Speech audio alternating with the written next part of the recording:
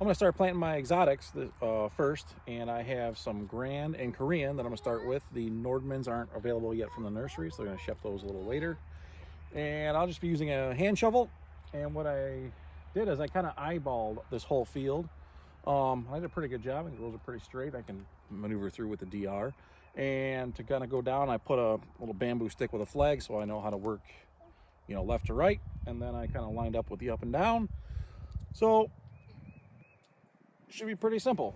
I will be carrying my trees around in this thing, which is a backpack. Got it from forestry supplies. And I'll be starting with my Grand because that's what I finished with. So I'll continue with Grand, and then I'll do my Korean, and then I'll have my Nordman, and then I'll start probably working this way. So right now I planted about 300. I'm going to be interplanting this field, so I'm going to walk through and see where the trees have died, and I'll start by replacing them in the exact same spot that they were. Then I'll move into a new section. By the time I finish this 2 acres of exotics, I'll probably start being able to plant in between them. And I'll keep my rows wide this way for equipment, and I'll have trees maybe, I think right now it might be on a 6x7 or 6x6, and I'll start planting in between them, thinking that by the time the small ones get big enough, the big ones will be gone. So they shouldn't run into each other.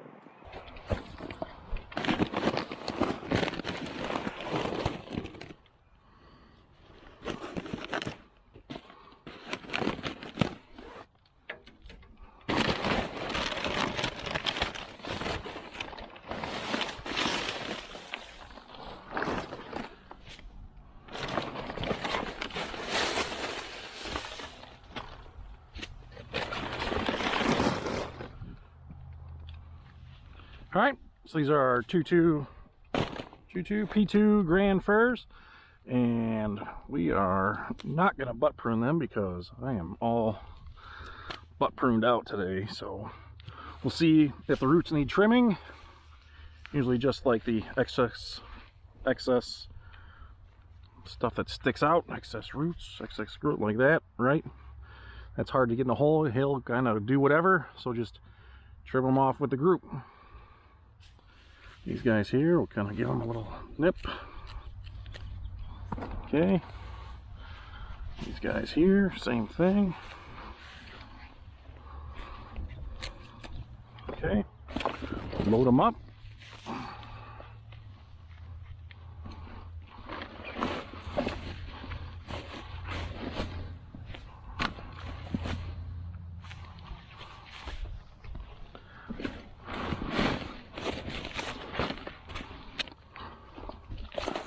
All right, load me up.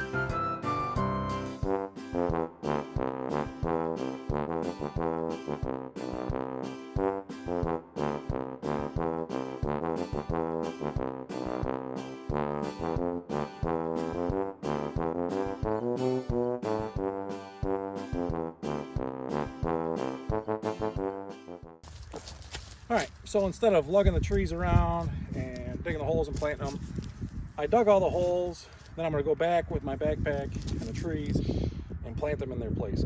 I figured that's easier than trying to do everything at once. This is a small area, so digging holes isn't too bad.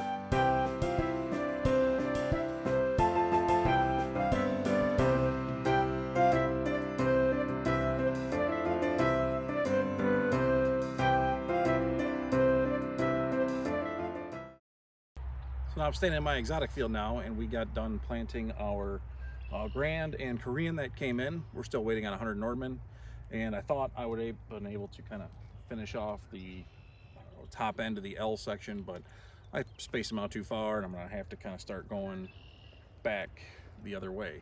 Not a big deal. I was just, I don't know, kind of hoping to make it a year and square it off, and plans don't always work out. So the exotic area is kind of filled out as an L shape, so it goes up this way and then back that way, and it's a little less than 2 acres. So now there's 500 trees in here. The first one's planted in 19. Now we had 21, and then we'll start kind of heading back. And again, I'll be interplanting in here, so as trees die and get older, we'll be interplanting and replacing them as needed. This is also where I demonstrated the backpack sprayer, so we'll be going again this year and doing that. And there's a lot of vines. This is kind of was part of the woods, so there's a lot of wooded stuff that we're going to have to kind of hold back while the trees grow. So using the DR in here, that was another video we did. So it works. It's a pretty manual process, but I think these trees are kind of my hobby and are probably worth it. So follow along. Hey, thanks for watching and for your support. If you like this video, then check out these other great videos we've created for you. Please be sure to like this video and subscribe to the channel so you don't miss out on any future content. Again, this is Tony Stefani with Hillside Christmas Tree Farm, and talk to you soon.